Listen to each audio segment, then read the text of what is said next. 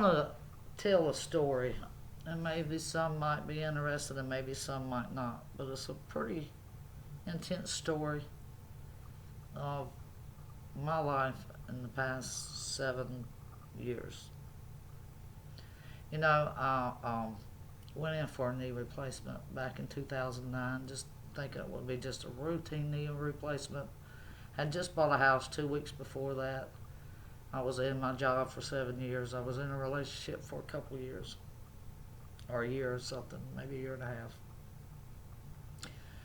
And my sister had died the previous um, December, and I went down there to move her out. And when I did, I messed up my knee, and I had a couple orthoscopic surgeries, and it wasn't getting any better. So they told me I was eat up with arthritis, and that I needed a knee replacement because I had arthritis of a 76-year-old. So I said, like, okay,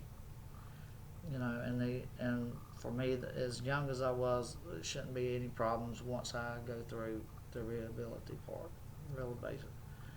So I'm like, okay, I can do this. It's no problem. But it was for me, not many, but a very rare of a case. No, I like to be rare, but not in this kind of situation. Um, but I went in for a knee replacement, and I came out on Saturday, and by Monday I was having emergency surgery to clean me out. My leg had just went total the opposite direction. I was ate up with infection. They couldn't find what type of infection. And then they cleaned it out, and 2 weeks later, was had another had another surgery, and that was to take my knee out and put a cement spacer in. 3 operations within 2 weeks, a major infection, and then I had to go to wound care therapy for months to try to get my leg to heal from 3 times being cut in the same place. People didn't give me very long at all to live. I had an infection. I was carrying around a bag across my shoulder to try to heal my wound, and I was walking with a cane and a knee brace. And they said, well, I didn't know this at the time. I knew it afterwards that they wouldn't give me but a couple of weeks to live. I was in pretty bad shape. I didn't think that I wouldn't make it through it. And so here I am, 7 years later, I have made it through it. But then 5 months after that, they decided to go in and do another operation and put another knee in me. I carried this cement spacer for 5 months, trying to get the wound to heal. And once the wound healed, they said we can go in and put another one in. So they cut me the 4th time in the same place, put another knee in me, and it wasn't doing well. It just wasn't acting right. I was going through physical therapy, and physical therapy wasn't working very well, and I was getting sicker and sicker and sicker. So 5 months after that, they found out the infection almost hit the bone. I had to have emergency operation and to take that knee out. That's the second knee, 5 operations, less than a year, 2 major infections. My life was pretty dim at that point. And so what I did was like anything. My body started going into overdrive. I can't tell a lot of things that happened between in that year or in this past 7 years. A lot of it's fuzzy because of everything that was going on at the time. But when I came out of that operation, um, I had another treatment of antibiotics and to fight that infection, and that was successful. But the key was at this point is that they gave me two choices in Charlotte, and this was after numerous second opinions, that I would never walk again. For one thing, I would never walk normal. If I walked, it would be peg-legged or with a prosthetic. I had two choices, and it was to either have my leg amputated above the knee, or to have my knee fused together and walk as peg leg. And they said at times that they didn't know how many inches that would take off my leg. It might be 4 to 6 to 8. They just didn't want for sure until they went in there. And they told me that I was going to have to go home and really get into a mindset to be able to have the operation, because I didn't choose to have the amputation. I was going for the fusion. I couldn't handle my leg being halfway gone. I just couldn't. So in the meantime, while I'm trying to do that, this is what happened. A couple of weeks after, in this 2 weeks that I was told all this, the loss of my relationship ended. The loss of my job ended after 7 years, and I felt like I couldn't go on.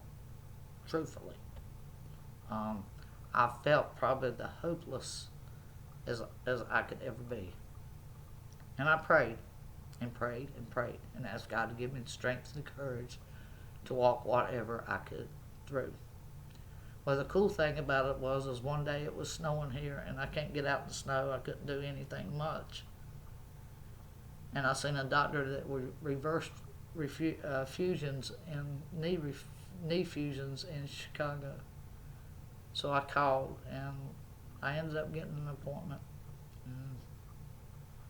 Anyway, long story short, I went up there and had an operation to save my leg, and it worked. No infection. And my aunt went with me and stayed with me through the operation. Then I had to go into a nursing home for about 3 weeks. Then I got to come home. After that was strenuous physical therapy because I had so much scar tissue, 90 days, day after day. And it worked because I had a physical therapist that actually owned his own company that took the time with me to make me become better.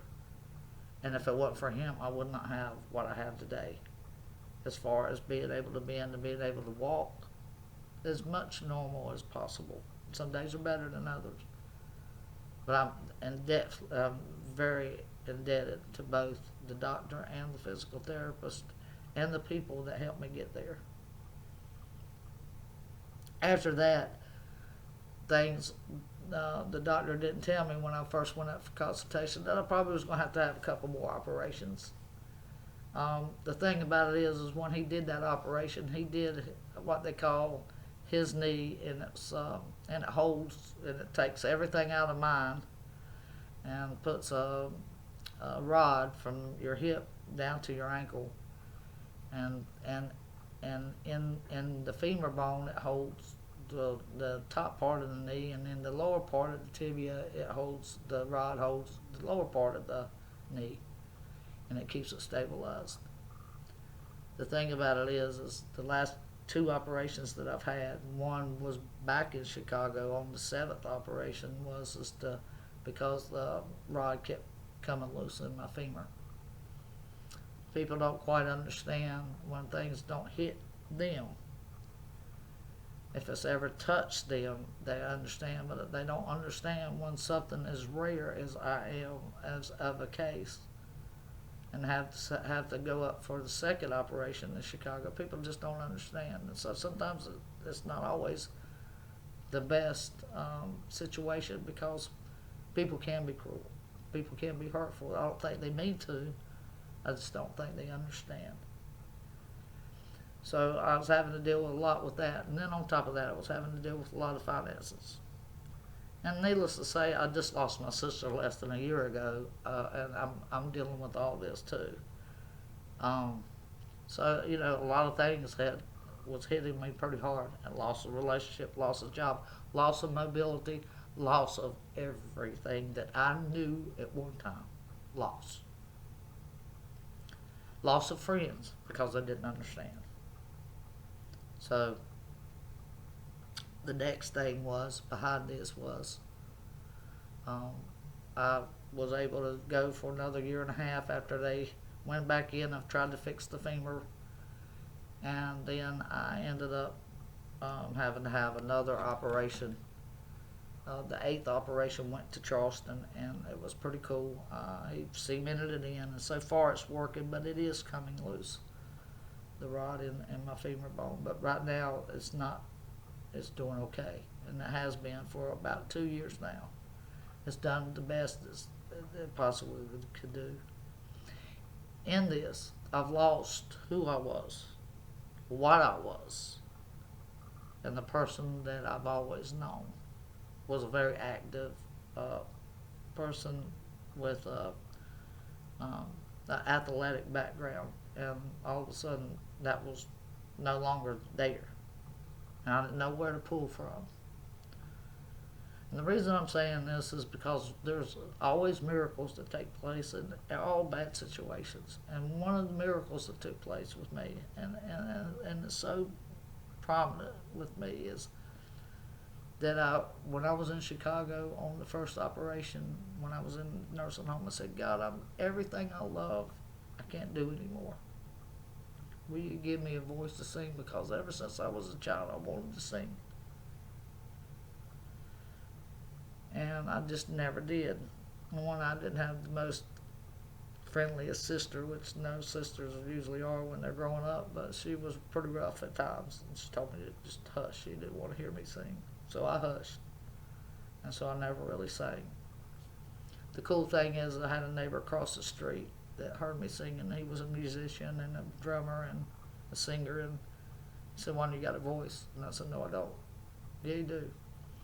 But this was a couple years after I had asked God to help me with the voice. The biggest thing here is that my life has changed dramatically since I started singing. It's gave me hope. It's gave me another life. I've met some awesome friends. I met some awesome people through this. But the most thing is that I'm sitting here being grateful for the ability to sing. The main thing is anybody can sing. The only thing you got to do is start singing. But my key is that I wanted to become good enough where people enjoyed to hear me sing. And if I ever could do that, then I thought I would be where I needed to be. I do a lot of karaoke. I do a lot of different things. I don't want anything in singing other than just having fun and people enjoying listening to me. So when people come up and say, "You got a wonderful voice," or "You got a beautiful voice," it doesn't go to my head. I go, "Thank you, God." Because I know what I was like a couple years, 7 or 5 years ago even. I started singing about 3 years ago, and it's changed my life. It's given me the hope from a hopeless standpoint of where my life was at, and gave it another direction. So I thank everybody involved, and I love each and every one of you. There is one song that has been highly requested. I guess it's because I got that raspy voice. But every time I go somewhere, there's a few people that just really, really love the Bobby McGee song. And they said, "Tell your story, and I guarantee you'll have a ton of fans." Well, that ain't why I'm telling my story. The story is this is what really happened and why I started singing, because I couldn't do anything else. And thank God that He gave me the voice to keep going, because it wasn't pretty when I started, but I practiced and practiced and practiced. So thank you for allowing me to be able to sing, and thank you for appreciating that, because you don't know how much it means to me and the life it's given me back. So thank you and love you. Take care.